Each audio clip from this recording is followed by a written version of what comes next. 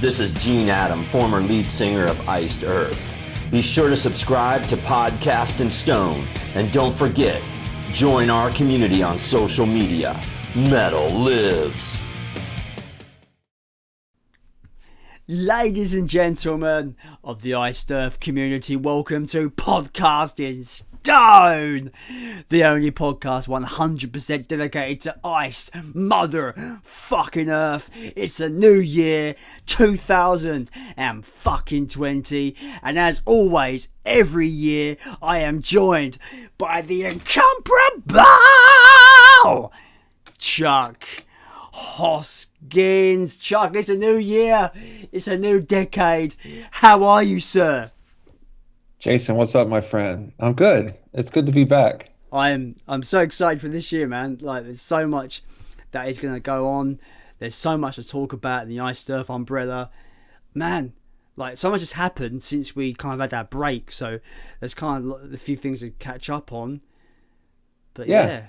We had to have a break because I was kind of burnt out. You know, doing the Iced Earth podcast for 2 years can kind of just run you dry. So I had to have a break. I'm human. You had to have a bit of a break as well, Chuck, because your work got on top of you and stuff like that. But, you know, we always come back. We're here. It's good to be back. 2020. Yeah, man, it's great to be back with some exciting things to look forward to this year. Yeah, For man. sure. Man. Yeah, we've got Demons and Wizards. We've got, you know, Iced Earth teasing something, teasing announcements, which loads of people are speculating what that could be. I'm gonna let you start. First off, Demons and Wizards new album coming out next month in February. They dropped a new song, Diabolic. What's your thoughts on Diabolic as a lead single for the new album? I thought it was very Demons. The video was just one of the best things John's ever done. It was just amazing. It's almost like a freaking movie. I mean, the production of that video, that was not a cheap video. I mean, I thought that he absolutely nailed the video. And being Demons being my second favorite under the Iced Earth umbrella, it's a grower. It took a couple listens before I enjoyed it a little bit more, but I think it's a solid tune, and it makes me want more for sure. Yeah, I think I'm just gonna throw this out. I did not watch the video. I didn't really realise there was a video until someone said there's a video. I'm like, oops. So I haven't watched it because I listened to it on Spotify when they released the single. So I haven't actually watched that video. So you've given me a reason to watch that video now, Chuck, if it's as good as you say it is. So yeah, you know, awesome. But yeah, the track, it's very Demons and Wizards, like you said. It's got that. It's very melodic, which we all know. Like, when I think Demons and Wizards, I think melody. I also think melody when I think Iced Earth, but Demons and Wizards have this more kind of like epic scale kind of melody, if that makes sense. Sure. It's different to the Iced Earth melodic stuff. It's a bit more grander is the word I'm looking for there. I thought like the main riff is very different for a Schaffer riff. You know, it's like kind of very kind of like a bit it's catchy, but it's not ferocious like you would expect a Jon Schaffer, like a big main riff for a song from Schaffer. And I think that, you know, I really like. I've already mentioned this in my thoughts on the podcast group, but I generally think that the song is very melodic, and I like Hansi's vocals, but I think it's missing something that those two Demons and Wizards albums have, which is they have that just ferocious guitar tone and ferocious guitar attack, and this song doesn't really have that. Maybe that's why people like it so much, because it's different. But when Jon Schaffer tells me that these, you know, the new Demons album is some of the best instrumentals he's ever written, I'm not feeling that with this song in particular. Maybe, obviously you can't judge an album by one song, but I'm hoping this is a tease, and the rest of the album's just going to be balls to the wall, just fucking epic. I'm hoping, because the cover art isn't saying that to me at all. Like, the cover art couldn't be more underwhelming. Sorry, guys. No, see, I disagree. I enjoyed, and I haven't pre-ordered it yet myself. I think the different colors, the picture with the different colors and the different vinyl to match it, I think is an awesome concept. I think the red one is straight up out of the Burnt Offerings, catalog. It looks sweet. Like, So I enjoy it. I didn't like it, just the blue, and I like it even less than the other colours. Like, I'm just gonna get the blue with the black vinyl and be done with it. I'm not gonna chase after colours anymore, unless it's the unless Iced Earth put out a new album and they've got a specific colour that matches the art, then that's a different thing. But when it comes to Demons, I'm not a big enough a fan to really go after those super rare vinyl colours anymore, like with artists, So that's a cool way to make sure the album's going to sell like mad, right? Because you're gonna have the massive fans that just want every color under the rainbow, and they've put out nearly every color under the rainbow. So, and we've seen that with the Purgatory and the Enter the Realm and the latest, which is Alive in Athens. Yeah. I think anything that John touches is going to have a scale of colors. I don't think we're ever going to see another release that's going to be just black. And you know what? Part of that is just marketing. Yeah, album sales are down. Go ahead. Sorry, I always wonder how much of a decision is that John's, because obviously Century Media's got to have some. I'm guessing Century Media puts up the money for the manufacturing costs, right? To put that out. So is it a decision? Is it part John's decision and part the label's decision to really go for all these colours? Well, I think it's an industry decision, because it's not just John. A lot of bands are offering different versions of things, and the shirt combo, I think, is here to stay too. That's something that's, Kiss does it, other bands do it. You're going to see different. And there's nothing wrong with, in this Spotify world, trying to get more product out there. Yeah. If they know, somebody will buy it 3 different ones if we just make it 3 different colors. And there's nothing wrong with, having that. You could just buy 1 or you could buy 10. I've done both. So I have no problem with that. I don't think it's, John being greedy or anything. I think it's just a sign of the times.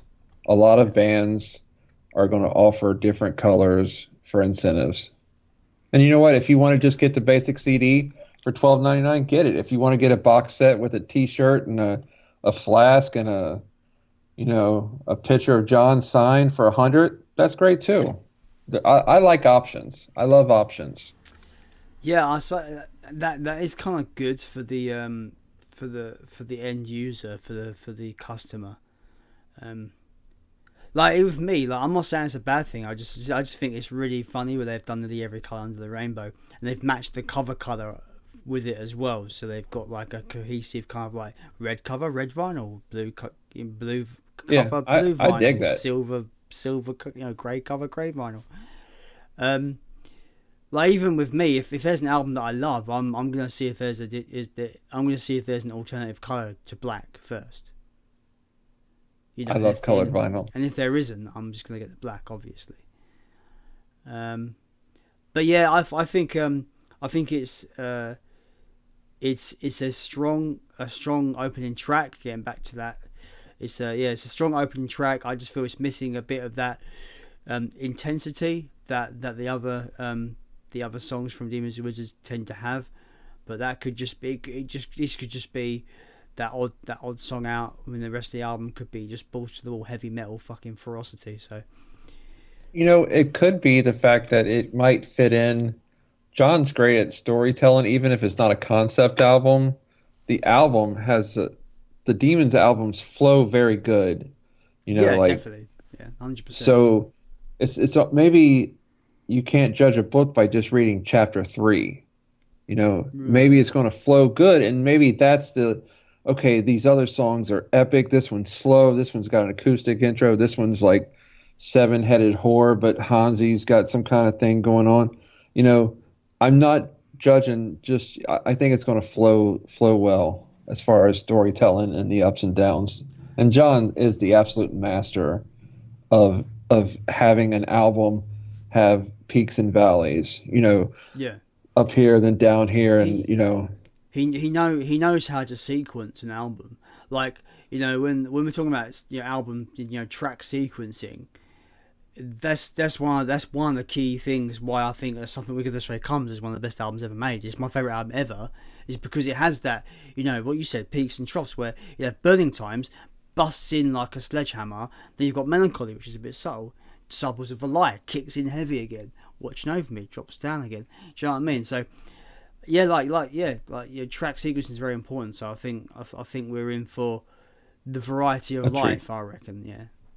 But in conclusion, I forgot my point now. Yeah, in conclusion, I think it's a decent enough track, but I've not been in the rush to listen to it since. So there's that. Okay, and neither one of us make any bones about the fact that we're pro Iced Earth and Demons is good. You know, yeah. I will always prefer Iced Earth over Demons. Of course, yeah. So yeah. So, with that being said, you had mentioned earlier that there were speculations for announcements in the year 2020 for Iced Earth. Yeah. What are your speculations? I've got two. I've got pretty much. I've got three. I've got. Okay. I think the first one, because I've heard John talk about it with fans that I've actually been there in person. I've heard him talk about it. I've literally been sitting there and he's been talking to somebody and I've heard what he said. I know I shouldn't be eavesdropping, but he's like literally like I could like I don't. It's less than an arm away from me. Do you know what I mean? So I can't help but hear what he says. A fan at the Demons Wizard show last year spoke about what's next for Iced Earth when this Demons thing's done, and he was talking about how 2020 marks the 30th anniversary for the debut album, and he's got ideas to put out a nice package to celebrate that. I don't know whether it's a remaster or it's just a nice box set, maybe with a new T-shirt design or something. I don't know, but so that's my first clue is the band's gonna celebrate 30 years of the debut album. I can't see them not doing that. That's monumental, right? Right. So I can imagine not so much a reissue, because we've already had the reissue from Century, but I can imagine I could see, a bundle with a limited legacy T-shirt with the cover art recoloured by I forget who does the recolouring. But yeah, I can imagine a legacy T-shirt with the European artwork recoloured to look really cool, with the vinyl, and maybe they might release a special vinyl colour or something, like a special limited. Just I can imagine there being a limited bundle for the debut album on the Iced Earth merch store to celebrate. Now, what I would like to see is we've been flooded with the last year and a half with reissues. Yeah, we've had Enter the Realm, we've had Demons and Wizards. We've also had Alive in Athens. I think what they need to do is they need to go in the studio, like right now in the next month or two. They need to redo the self-titled album with Stu. Start that right now, and in honor of the 30th anniversary, you drop at the end of the year. You drop sometime this year, the 30th anniversary, re-recorded bonus track with Gene Adam doing a acoustic version with John written on the walls. You do something like that to make people want to buy something, because a lot of people the 2014 remaster, is it 14? 15, I think. 2015 remaster yeah. sounds great. Oh, it's killer. So Like, you yeah. you don't need to reissue that. I mean, if you Yeah, want to yeah, do I a agree. shirt, I that's agree. fine. But I think, and we talked about this off the air the other day. There's a picture on John on Instagram, and he's in front of a fireplace, and there's like a big ass moose behind him or something, and he's got all these albums, and you've got Gene singing, you've got Matt Barlow singing, you've got Hansi. There's no Stu. You got to put Stu back in the mix. His voice is too good for him to be sitting on the sidelines. I Re- I do agree there actually, and I don't know about you, but this hiatus it feels like super long. it has been. Since It feels like. I don't know whether it's because we're more involved than we were when Incorruptible came out. We're more involved with the goings on because of the podcast. Because because obviously like between Plagues and Incorruptible, that felt like a fucking long time as well. But I think Your favorite band. It always does. But I think it's where we've got our ear to the ground a bit more now because we're doing this podcast. It's felt longer. Right. It's like so yeah. So I agree with you. I think Stu needs to be involved because he's not really doing much. You know, well from what we've seen from his Instagram, he seems to be like trying to do other avenues, which is cool, you know, and do cat t-shirts, which is cool. You know, he likes his cats. It's all cool. But you know, we I think a lot of people want to hear his voice again, and that's a good shout, Right. Chuck. That's a good shout.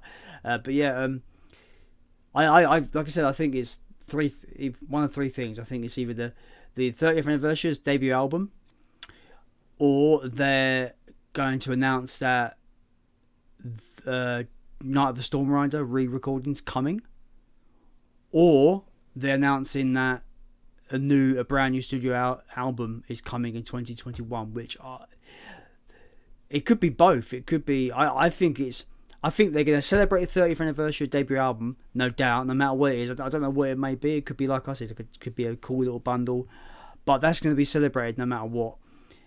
I think the most likely thing is that I could see us getting a brand new studio album in 2021. Don't tell me when in that year, but I can imagine in between the Demons thing, I can see John's going to be getting back to writing for Right. Heist. Well, John's not going to release Demons and then sit around and watch Netflix for 4 months. He's a busy dude. Yeah, but from what I can tell, there's no plans to tour this album, Demons 3. There's no plans to tour it. There's no announcement, but I believe that there's going to be some summer festivals. Just festival? You don't think they're going to go on a tour again like last year? I don't see him missing the Watkins and whatever. Over. I'm just 100% speculating. I haven't heard anything. I'm just guessing. I just don't see him missing the European summer tour scene. Yeah, I know what you mean. Now, an announcement could also be that maybe they're just going to do like a leg here or there, maybe play the first album in its entirety, which would be amazing. That's also an option. If you don't want to. The thing is, if they're going to do album entireties, like a lot of bands do that on the album's 20th anniversary. And John hasn't done that at all for any of the albums that turned 20. Yeah, he's never done it. So that doesn't seem to be something he'll do, in my opinion. So this is all just speculation. Yeah, I mean, yeah. Like, I don't know. I would like from the release Demons. I mean, we heard how quickly that the album came together for the Purgatory. Him and Bill and Gene knocked it out in 9 days or something. Yeah, but remember, they were pre-established songs, and there's only 5 songs. So is the self-titled album, and 2 of them are instrumentals. John could do that day by himself. They should put Nightmares on that. If they're going to re-record it, they need to do Nightmares and Enter the Realm and put that on there as well. They probably won't because Well, they've released it into the realm Yeah. instrumental already. Like with the, to me, you put a bonus track of Gene. I think that's the icing that needs to be done. It's moving forward with the current album, with the current lineup. There's Stu. I think he's going to nail songs like Colors. oh man, I love that song so much. I I tell would you love what to hear though, your Colors. I tell you what, if we're gonna do a Gene, if Gene's gonna do any kind of special, obviously we're just like super, we're fan booking this re-recording right now, right? Oh hell yeah! It's complete. Yeah. It's completely fan booking it. But like, for me, you can have the whole album with Stu, and then you can have a couple of bonus tracks with Gene. I think I want to hear Gene, modern Gene Adam, singing "Iced Earth" again, the song "Iced Earth," because that's a Gene signature. I would want that. Because Gene's proved to us that he's got his falsetto back, he's got his voice back from Metal with the Purgatory EP. So I think he could nail that, man. Like you said, fan booking. That's the perfect term. We're just spitballing, hoping, dreaming, Man, like and we've got to talk about it I've because had- nobody else does. Well, how long has it been since I went to America? That was September. So how long has it been? About 4 months. 4 months.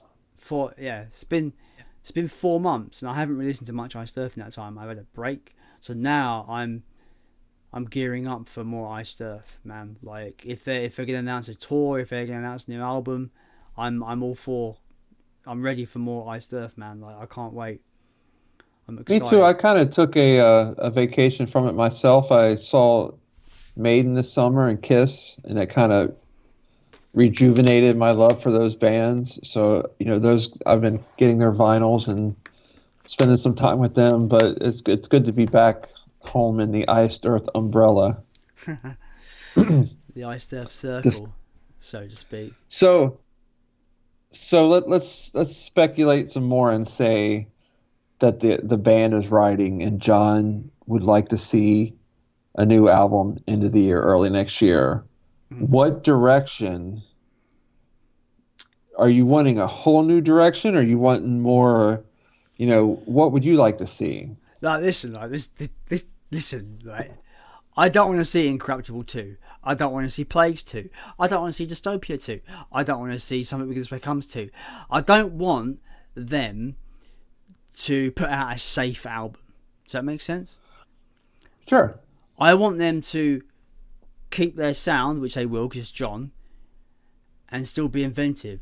Like I would say for Plagues are, like we spoke about in our retrospective, it's a creative marvel in terms of some of the stuff they do on that album that's really kind of outside the box. Especially with Troy's guitar playing on that album in particular, he brings something different. Now I'm excited to see what Jake is going to bring to the new album, because the guy's exceptionally talented. So I'm excited to see what he can bring. I'm excited to see what they all can bring together, because we got this lineup. I say it every time it changes because John's got a knack for getting really good people in his bands.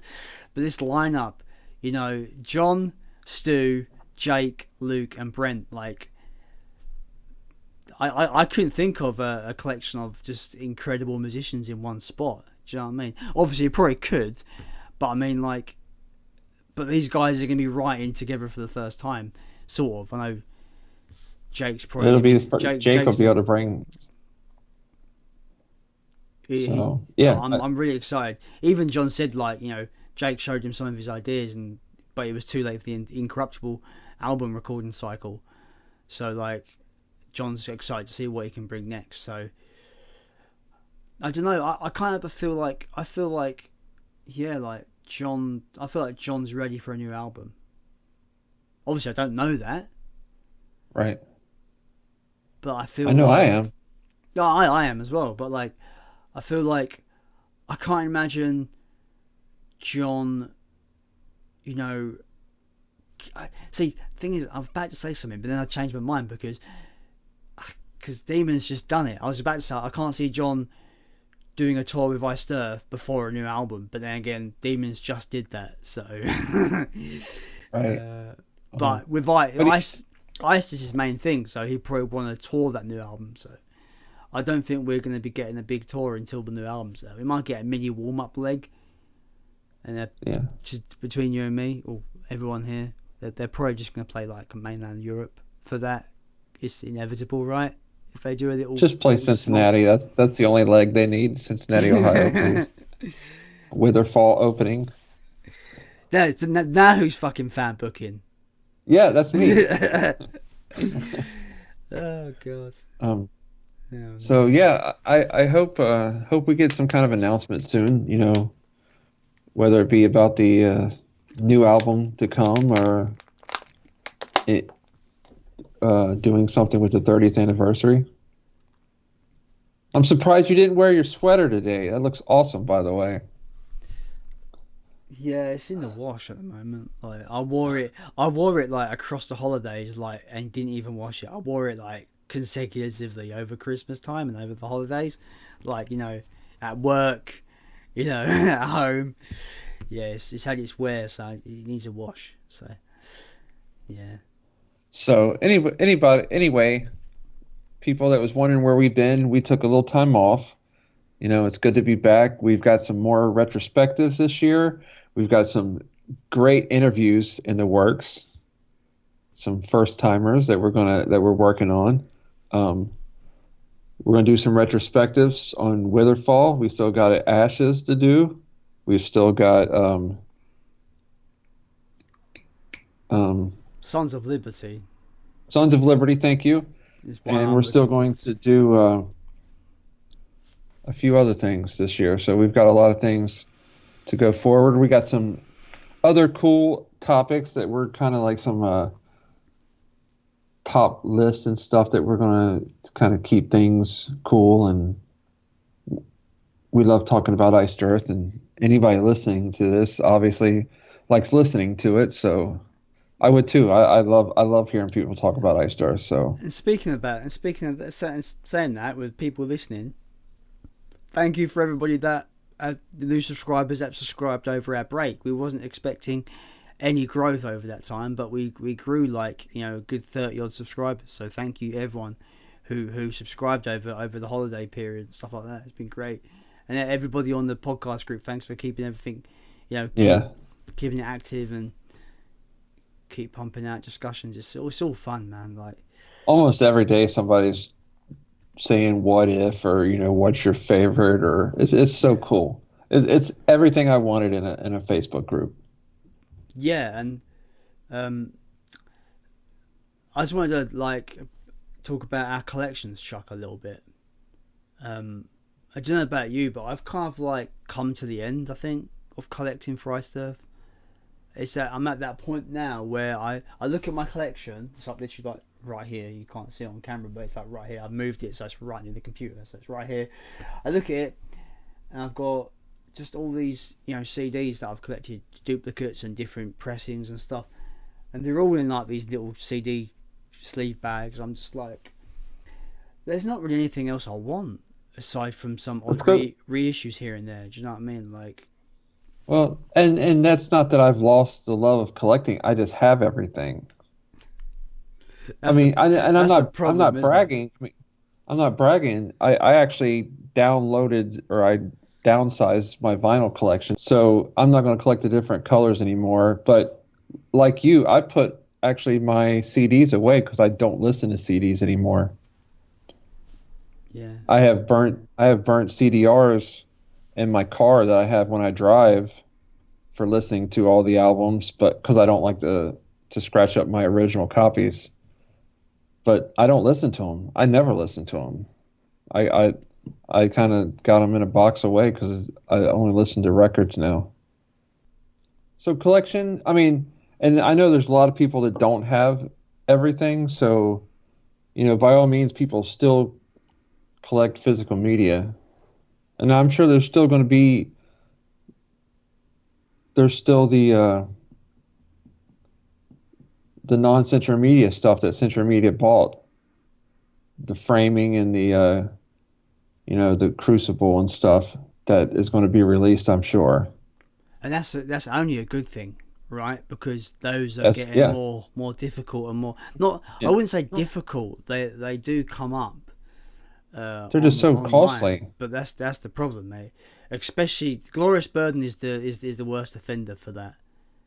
It costs if not over $100 now. It's ridiculous.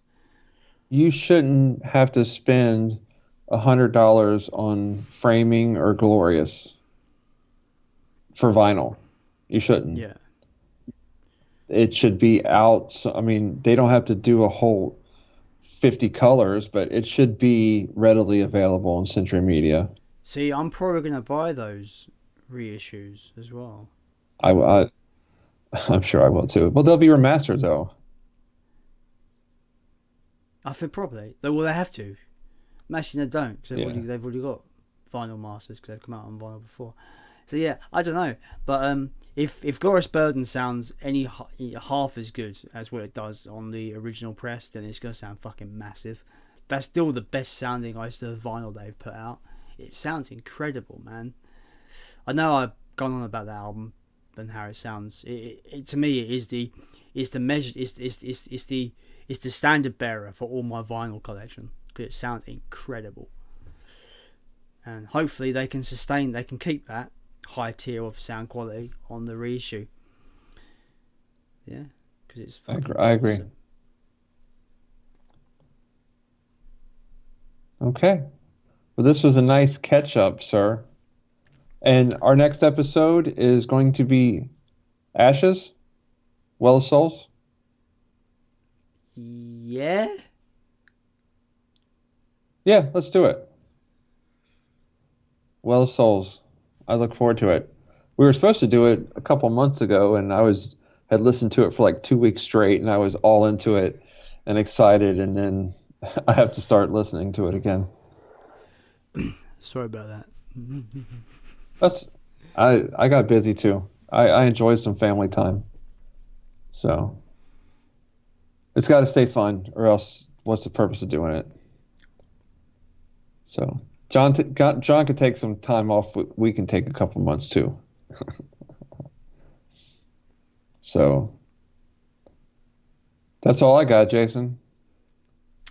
We're ready to get back in the groove. Hopefully we'll hear some more Demons soon and keep those cool retrospectives coming. I just want to have a quick thank you out there. I've already thanked them both numerous times, but I'm going to do it again because this is like, if this feels official, you know, Podcasting Stone style. Gene Adam and Bill Owen, thanks for making my fucking America holiday kick fucking ass, man. Though it was just the coolest thing. So thank you so much for that. And I want to go back, Chuck, like next year. Yeah. 2021. I won't miss you next time, I promise. Or instead of Florida, I could come to Cincinnati, Chuck, and we could hang out. It's better. What is it? Is it really? Yeah. I don't know. It won't be as hot, that's for sure. Florida's nice. Florida was really nice. It was like just surprising how big you know. Obviously, Florida's like a small part of the US and. It's still like probably 4 times the size of the UK, so it was really a really good experience to come to the United. Now I've always wanted to go to America, so that was a really first time experience, and it's pretty cool. Sweet. You should come to the UK, Chuck.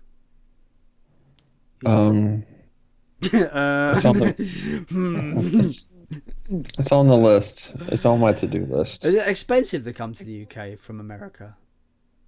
I don't know. I've never looked into it. So it's about £1,000 to fly out, return to probably. That's I haven't flew in like 20 years, so yeah, I have no clue. You know, I used to have wings, but then I kind of lost them. So. That was a bad joke. We're going to start up now. Anyway, guys, thanks for watching. Thanks for listening. We have been Podcasting Stone. We are back for 2020. Just thought we'd just chat and just have a rambling episode of us talking bullshit. We're pretty good at that here. So, Yes. for new people watching, if you like what you see here, press that like button, punch that subscribe button also, and hit the bell to be more, to be, I can't talk, hit that bell to be notified for more episodes from Podcasting Stone. As always, stay metal, because metal lives, my friends. See you later.